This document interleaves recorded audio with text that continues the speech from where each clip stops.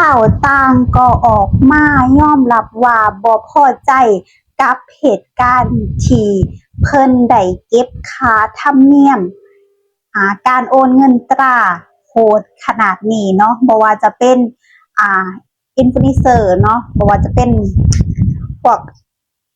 อินฟูทั้งหลายเนาะที่เพิ่นออกมาว่ามันเกินไปบ่เพราะเขาก็บ่ได้ร่ำรวยอีหยังถึงขนาดนั้นแค่นี้ก็แทบจะบ่มีบอนจะหากินแล้วสบายดีสวัสดีค่ะ PPSC ทุกท่านมื้อนี้มาพบมาพอกับออนเช่นเก่าเช่นเคยแล้วค่ะพบพอกันวันจันทร์เช่นเก่าเช่นเคยอาจจะพบพอกันดึกแน่เด้อจ้าทุกคนค่ะแอดมินก็พยายามอยากลงคลิปคู่มื้อนะทุกวันนี้คืออยากเฮ็ดงานหลายๆเนาะเพราะว่าอีกบ่กี่เดือนแอดมินก็จะบ่ได้เฮ็ดงานแล้วเนาะเพราะว่าท้องก็เริ่มใหญ่เริ่มโตขึ้นเรื่อยๆแล้วจ้ะเพื่อบ่ให้เป็นการเสียเวลานะ PPSC ค่ะมื้อนี้แอดมินจะมาขอถึงว่าเนาะหลายๆคนที่ว่าการโอนเงินตาประเทศเนาะตาต่างประเทศของคนลาวที่มีเงินตาของบางคนก็ประมาณหลักแสนหลักล้านบาทหรือบางคนก็อาจจะเก็บเป็นเงินบาทบางคนก็อาจจะเก็บเป็นเงินดอลลาร์เนาะแต่ว่าค่าธรรมเนียมสุดแสนจะแพงนะปัจจุบันนี้เนาะถ้าโอนอยู่ลาวนะแต่อันนี้คือโอนอยู่ลาวเนาะประมาณ 1,000 บาทเนาะคือเพิ่นบอกว่าทุกคน 1,000 บาทนะต่อ34บาทหรือ30บาทค่าธรรมเนียมเด้อันนี้เนาะแต่บอกง่ายคือแอดมินเองโอนปกติอยู่แล้วบ่เคยเสียค่าธรรมเนียมพอส่วนมากแอดมินจะเสียค่ารายปีมากกว่าเนาะเพราะว่าอยู่ไทยนี่เพิ่นจะเก็บรายปีมากกว่าเพราะว่าจะมี ATM แล้วก็มีโอนผ่านมือถือเนาะหรือว่าผ่านกดเงินเนาะเพิ่นก็จะเก็บรายปีอยู่แล้วเนาะแต่ว่าที่แน่ๆก็บ่ฮู้ว่าเก็บเท่าใดแต่รายปีที่ว่าเพิ่นได้เก็บไปก็ประมาณ200กว่านี่ประมาณ200นี่แหละทุกคนเนาะบ่ฮู้ว่าธนาคารอื่นเป็นจังไดแต่ว่าแอดมินถือเก็บปีละ200เนาะคิดว่าคุ้มได้สำหรับแอดมินเองเนาะเพราะว่าเสียค่าโอนก็ฟรีตลอดนั่นเองเนาะแต่ว่าอยู่ลาวเฮามันบ่แม่นเป็นจังซั่นแล้วนะ PPSC ค่ะเนาะ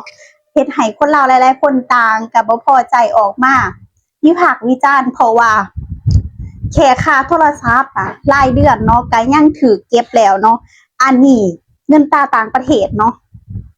โอนเงินตราต่างประเทศก็ยังถือเก็บคือเก่าเจ้าสิโอนหน่อยโอนหลายก็ถือเก็บคือเก่าจ้าอย่างเช่นเนาะคลิปวิดีโอนี้ออนก็ต้องขออนุญาตเจนางเพิ่นเด้อจ้าเนาะเอาคลิปวิดีโอเพิ่นมาเผยแพร่นั่นเองเดี๋ยวเฮาไปรับชมมาฟังพร้อมๆกันเลยจ้า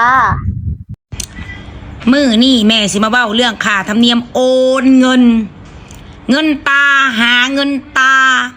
เนาะโอนเท่าไรก็ยากขั้นต่ำเสียค่าธรรมเนียมแม่น$1จนฮอด$300แม่นเสียขั้นต่ำ$1 $300ขึ้นไปฮอด$10,000เสีย 0.3% สมมุติ$400มึงเสียเลย$1.2และคันมึงโอนฮอด$10,000มึงเสียลด$30เกินนั้นเท่าไรก็อยากกูเก็บ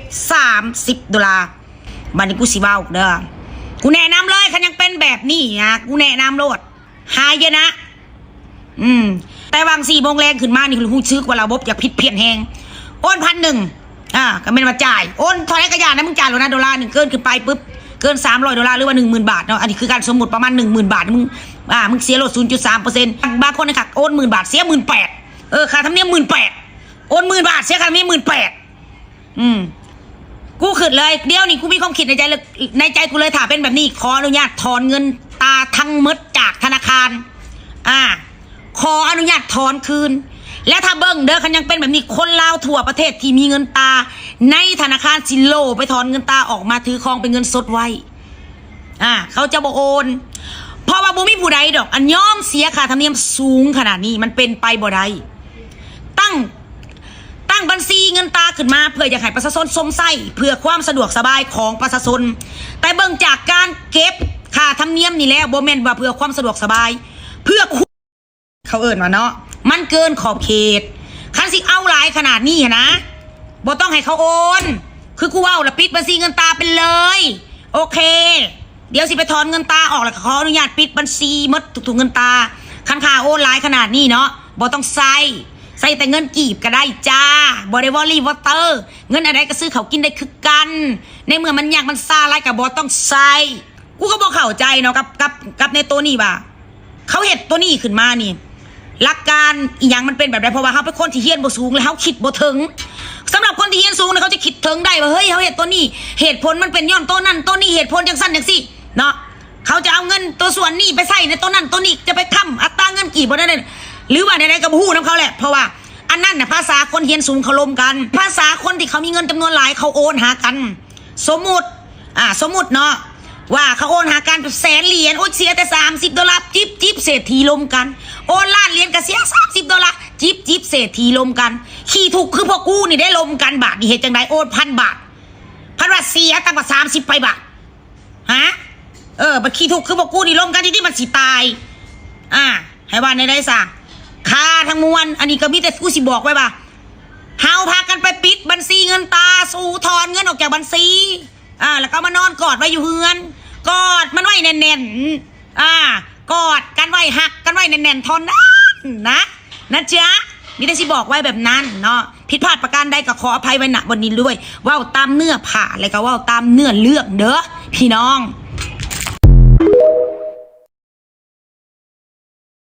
ทางใดจ้าPPSCหลังจากได้รับชมรับฟังคลิปของเจนางแล้วเนาะมีความรู้สึกทางใดมาคำนี้ว่าแบบถ้าจะเก็บแพงขนาดนี้เนาะพวกเฮาก็จงพากันไปถอนเงินตาออกจากธนาคารเอามากอดไว้แน่นๆซะดีกว่าเนาะเฮ็ดให้คนลาวก็ถึงขั้นเดือดร้อนนะแต่ว่าแบบบอกง่ายก็คือเห็นการค่าโอนเขาแล้วก็ถ้าเขาโอนหลายเขาก็คือสิเสียหลายเนาะมันก็ยังยอมรับอยู่ได้เพราะว่ามันก็แตกต่างกันเนาะ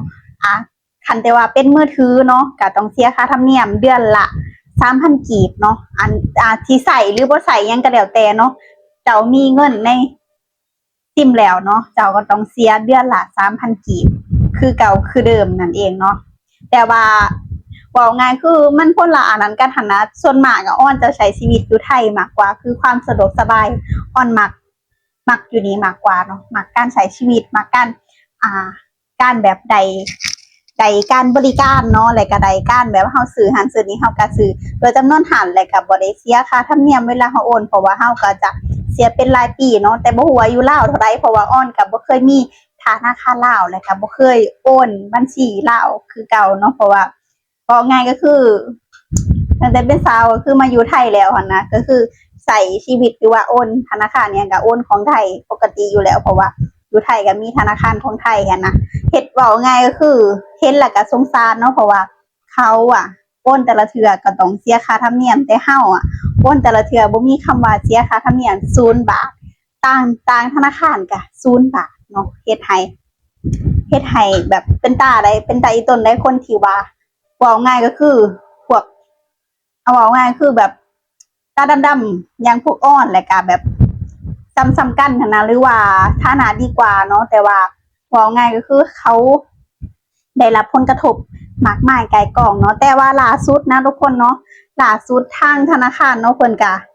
เดี๋ยวออกมาประกาศแล้วหรือว่าทนความมันนั้นบ่ไหวบ่หรือว่าจังไดเนาะเพิ่นบอกว่าอันนี้จากเพจทรโคงเนาะเพจที่ใหญ่ที่สุดนะด่วนแจ้งการโจ๊ะการเก็บค่าธรรมเนียมการโอนเงินต่างประเทศชั่วคราวโจ๊ะกันก็คือหยุดไว้ชั่วคราวเลยหยุดเก็บค่าธรรมเนียมเนาะการโอนเงินตราต่างประเทศแต่ PFC ได้สาแบบเคยแบบโอนเงินตราต่างประเทศแล้วเสียธรรมเนียมค่ะสำใดเนาะก็อย่าลืมมาคอมเมนต์บอก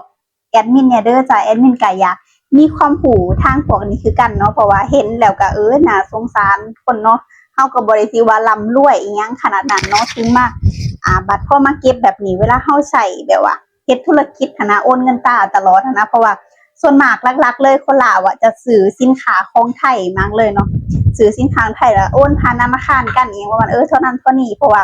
หลายมากบางคนเอาเสื้อผ้าอีหยังไปใส่เอาสิ่งของเอาหยังมากมายเนาะเขาก็